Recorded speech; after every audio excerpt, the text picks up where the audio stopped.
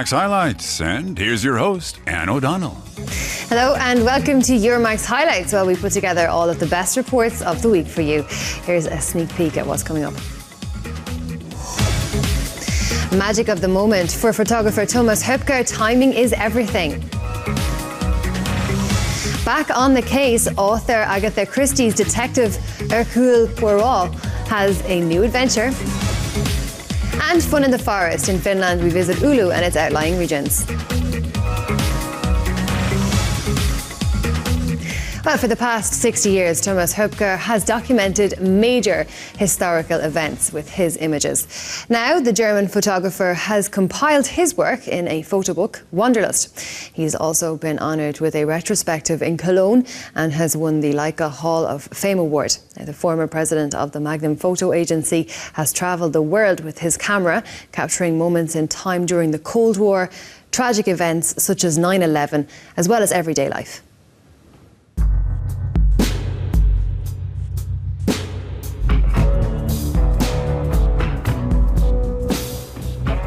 Thomas Hoepker senses it. The split second, the instant that captures the moment and transforms photography into art.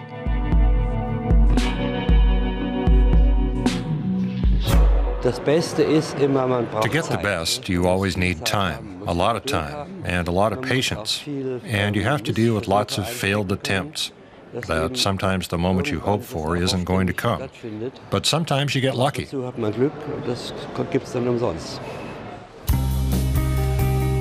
At this year's Photokina trade fair in Cologne, pictures from his 6-decade career are on display at the Leica Gallery.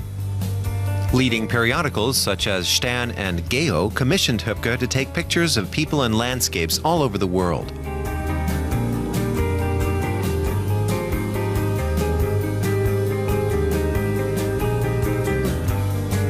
The images leave their mark, especially since nothing is manipulated. I prefer to stay under cover, so to speak, and try not to be seen. Just observing, standing somewhere in the corner and thinking this could become a picture if I'm lucky. These photos were taken while he was still at school. His talent for composition was already evident.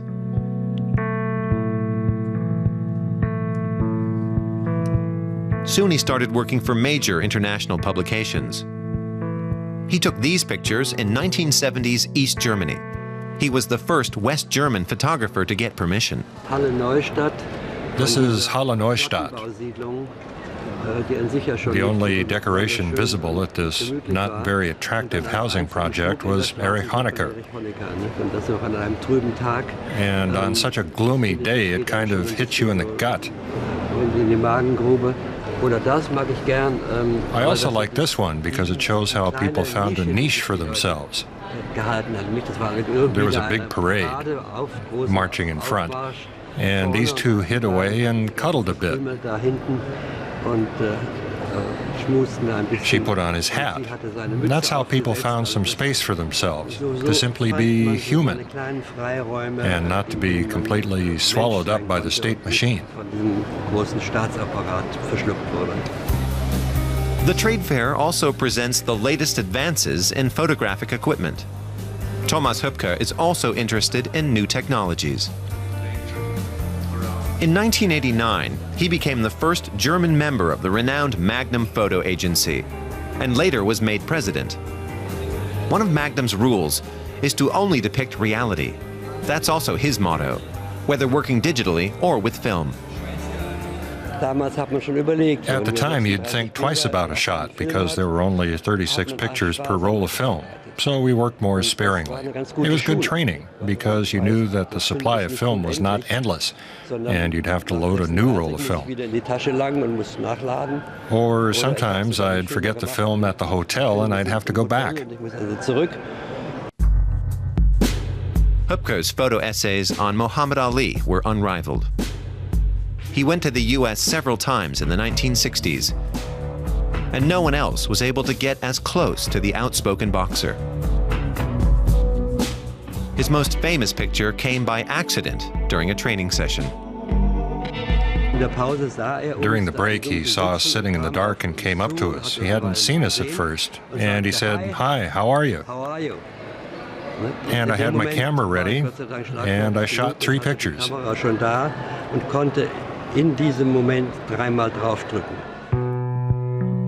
His image of 9/11 also became famous.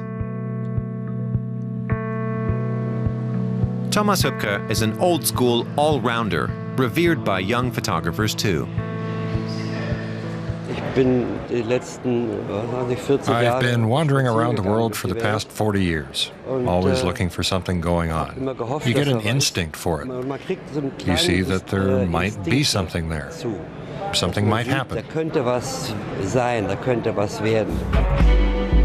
Now famous himself, Hoepker finds people taking his picture. But he still prefers to have his own finger on the button.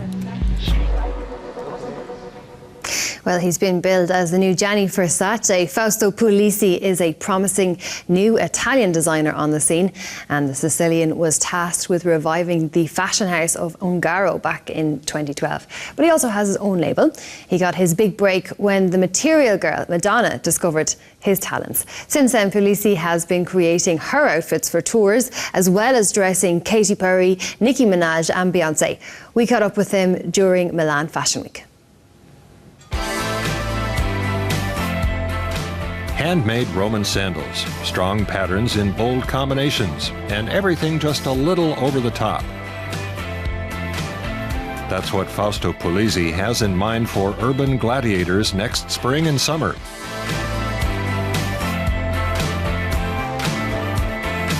In his current collection, the fashion designer flirts with his Italian origins. This is beautiful because it's all handmade, and it's one of the gladiator things, and I love it so much because it's really an Italian masterpiece.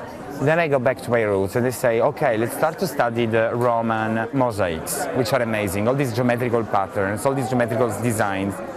And I wanted to translate on prints, I wanted to translate as well on knitwear, and with a three-dimensional effect. Puglisi has always had a weakness for geometric shapes. Last year in Paris, he showed a complete collection under his own name for the first time, with great success. International stars quickly took to wearing his dresses, such as American actresses Cameron Diaz and Jennifer Lopez, and New Zealand singer Lorde. Puglisi became a favorite of celebrities when he designed the costumes for pop star Madonna's stage shows in 2012. Celebrities, it's much more a way of having fun because I love them, because they want to be beautiful, they want to be sexy, they want to be the best, and I want to be the best, and I like to do the best, and I like to play with them for this, but I like normal women, older women, celebrities, not celebrities, I like everybody. And the fans love his eye-catching designs. Puglisi is considered one of the most promising young Italian designers.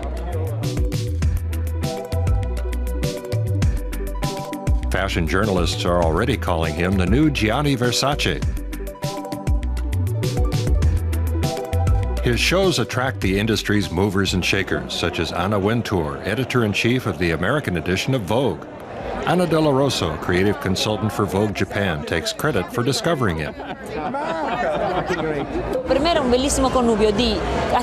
I see the show as a successful blend of sassy, rebellious, and punk, with an elegant and sophisticated streak.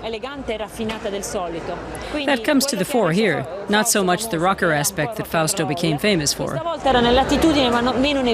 The reason why I think he's so exciting is because he's proposing something that no one else does. And he has his whole universe with this optical, geometric prints. There was a lot of black and white, but he gave it a spurt of color. And he's not afraid of being over the top.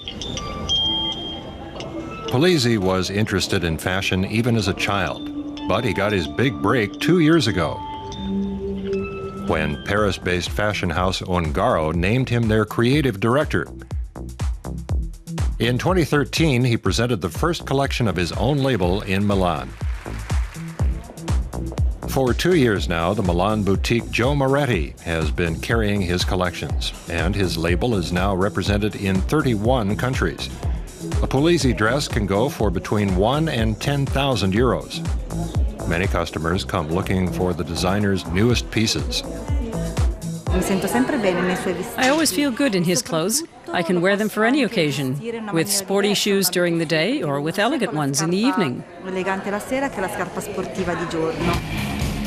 Critics have suggested that Puglisi copies Versace. Both love glitter and gaudiness, but Puglisi says he found his own style long ago. I want to be myself. It's my maison. It's my story. It's Fausto Puglisi. It's me. It's my dream. I want to be me. Fausto Puglisi has no qualms about casting a biker jacket all in gold. His new collection also includes pieces that would seem right at home on a starlet's hips. Well, almost 4 decades after her death, creations from the top mystery writer of all time are resurfacing. Agatha Christie was the English crime novelist best known for the 66 detective novels she wrote under her own name. Most of these reads revolve around investigations including characters like Miss Marple and Hercule Poirot. Many say Poirot, the fussy Belgian detective, is her greatest creation, and there must be something to it because despite being killed off in the series, he's made a remarkable recovery in the Monogram murders. He's on the case again, Agatha Christie's Hercule Poirot. At the annual Agatha Christie Festival in Torquay, Agatha Christie's birthplace on the English coast, he's the man of the hour. 40 years after his last case, the Belgian sleuth is once again tracking down criminals. And this woman, best-selling crime novelist Sophie Hannah, is following in Agatha Christie's footsteps. Very excited, yeah. I mean, this is the Agatha Christie Festival, so this is where all the fans congregate every year, and I'm massively looking forward to launching the book here. Well, you know, I figure if I drink enough champagne, I won't be scared anymore, so that's my strategy. Agatha Christie's many fans have high expectations. Her books have been translated into more than 100 languages. An estimated 2 billion of her books have been sold. I've read every Agatha Christie before. That's why it's so exciting to hopefully have a new one. I'm curious. I'm reserving judgment till I've read it. Sophie Hannah is also a fan. To remain true to Christie's style without copying, she tells the story from the viewpoint of a police commissioner friend of Poirot. That was how it started. On the evening of Thursday, the 7th of February, 1929, with Hercule Poirot and Jenny and Fee Spring, amid the crooked, teapot-huddled shelves of Pleasant's coffee house. The Monogram Murders is the title of Hercule Poirot's new case. 3 corpses are found in a London hotel. The only evidence the murderer has left behind are the cufflinks beside the bodies. Hercule Poirot stumbles onto the case by accident and, in true Agatha Christie tradition, finds the perpetrator in a group of suspects. It was sort of extra important to me to write the best novel I could, not only for me, but more importantly for Agatha, for the family, for the fans of Poirot all over the world. But I think actually that pressure was a good thing. It made me absolutely in no danger of being complacent, and I think ultimately it made me write a better book. Agatha Christie died in 1976. She had her star detective die in the last novel she wrote, supposedly to prevent anyone else from taking up her figure of Hercule Poirot. It was Christie's family that decided to authorize another story, and they chose Sophie Hannah. Poirot is very faithfully reproduced. He likes food, he's fastidious, all that kind of thing. And yet, there is enough that comes from Sophie Hannah herself to make it original, surprising, and enjoyable. Agatha Christie expert John Curran has kept a close eye on the writing of the new Hercule Poirot novel. He himself has written 2 books on Christie's life and work. I knew sooner or later there would be a new Agatha Christie, and while I would prefer that it never happened at all, when I heard that it would be Sophie Hannah, I relaxed. She treats the character with respect, and that, for all Christie fans, that is very, very important, because Agatha Christie is not just another crime writer. She's an iconic figure in the world of crime writing. Proof of that are the hundreds of fans who make the pilgrimage to the festival in Christie's hometown each year. At the book presentation, Sophie Hannah was up against some stern critics. I'm a bit skeptical, as I am with anyone who writes a novel someone else began or who uses someone else's character. But I've read the first 60 pages so far, and I like it. It might actually appeal to a younger generation, which then might fall in love with the Agatha Christie we know. The character may be over 90 years old, but Hercule Poirot could continue to keep detective story fans on the edges of their seats for many decades to come. Well, a travelling exhibition showcasing innovative handmade German goods is currently making its way around the world. Today we'll look at one of the companies behind these masterpiece products on display. The Munich-based company is called Windfall, and it builds expensive chandeliers from genuine glass crystal.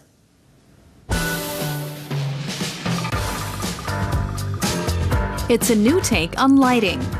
The crystal chandeliers in Windfall's Munich showrooms are bright and brightly colored.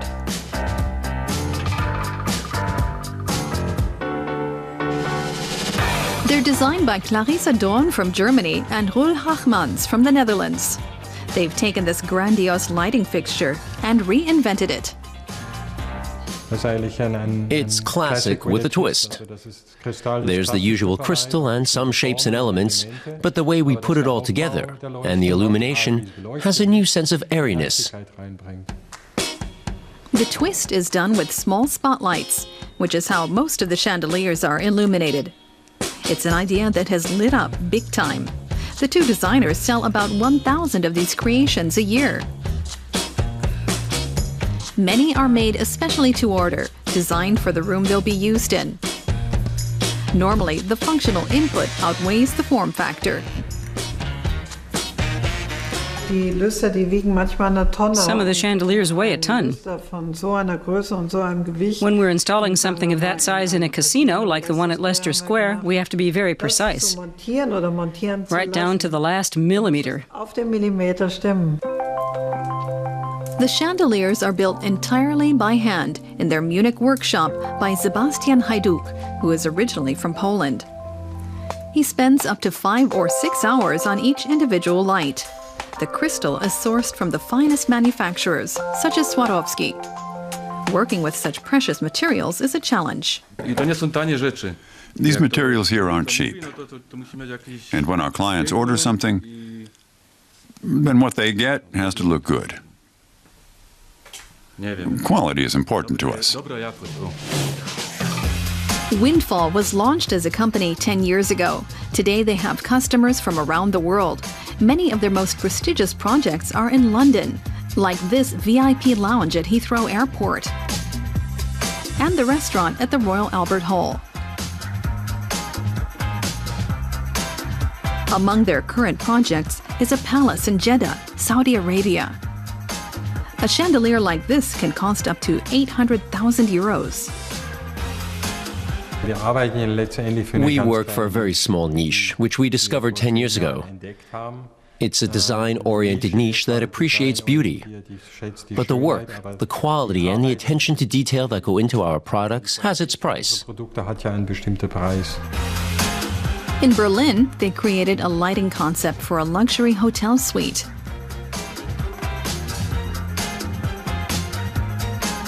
Their chandeliers also grace the homes of the rich and famous, exclusive clients looking for an exclusive adornment.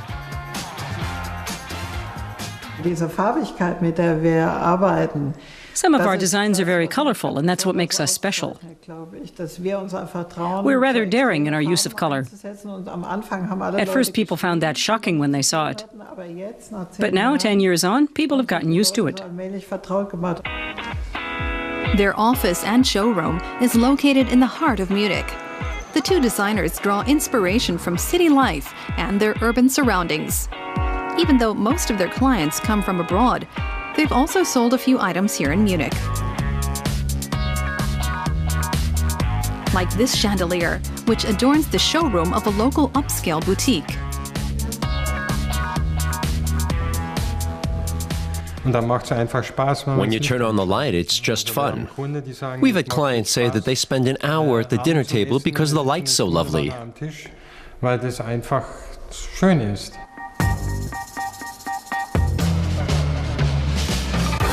Traditional crystal chandeliers are often heavy in look and feel. But in the hands of Windfall's designers, they're transformed into one-of-a-kind creations, delicate, airy, and contemporary.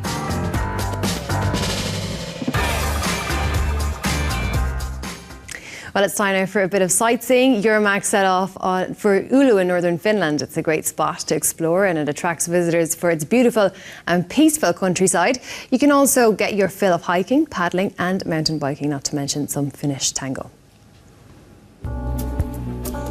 The region around Oulu is known for its beautiful forests and lakes. The city itself is situated at the mouth of the Oulujoki River. 200 years ago, Oulu was a major trading center of wood tar to the rest of northern Europe. Today, the region draws visitors in search of tranquility and beautiful scenery. I come from Mexico, Mexico City, so there is like absolutely the opposite, right? Like here we were walking around and sometimes there is no one, no human to be seen, and it's beautiful. From Oulu, a ferry brings visitors to Hailuoto, still something of an insider's tip. About 1,000 people live on the small island, surrounded by stunning scenery. Among them, Iris Paukanen and her family. She also offers tours for visitors. People often ask me, why is it so quiet here? Did something happen? As soon as you get away from the only road on the island, it's absolutely quiet. All you hear is the wind and the birds.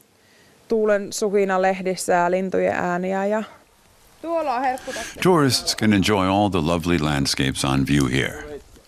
They can also digest nature's bounty. Mushrooms and berries here belong to everyone. This is the perfect mushroom, fresh and crisp. Italians love them, and so do we. We've already gathered 120 kilos of them this season. Reindeer also love the mushrooms. The herds belong to local farmers, but they're allowed to roam free. The animals are shy, but they don't seem to be afraid of cars. Juhani Vilkoen's family has bred reindeer for 4 generations. He has a farm in Taivaloski, about 150 kilometers from Oulu, where he also offers guided tours for visitors. Usually they encounter a reindeer or two, but not always. Mori! Chape! Tule pois! Chape! Kyllä tässä saadaan ihmetellä, että missä porot tällä hetkellä. It's rare that you don't see any reindeer.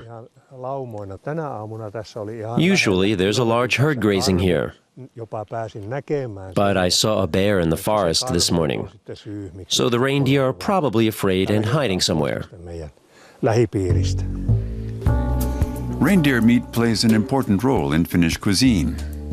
At the Iso-Sept Hotel, a 2-hour drive west of Oulu, it's served in a traditional way with lingonberries. And while you're digging in, you can feast your eyes on Mount Iso-Sept in the distance. The surrounding national park is a popular place for hiking in the summer and autumn.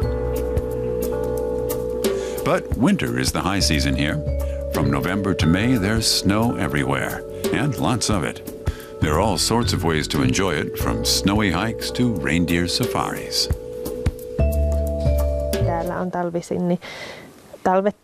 You're guaranteed snow here, even if in Oulu, 100 kilometers away, there isn't any. The tourists come here to experience the deep snow and the northern lights.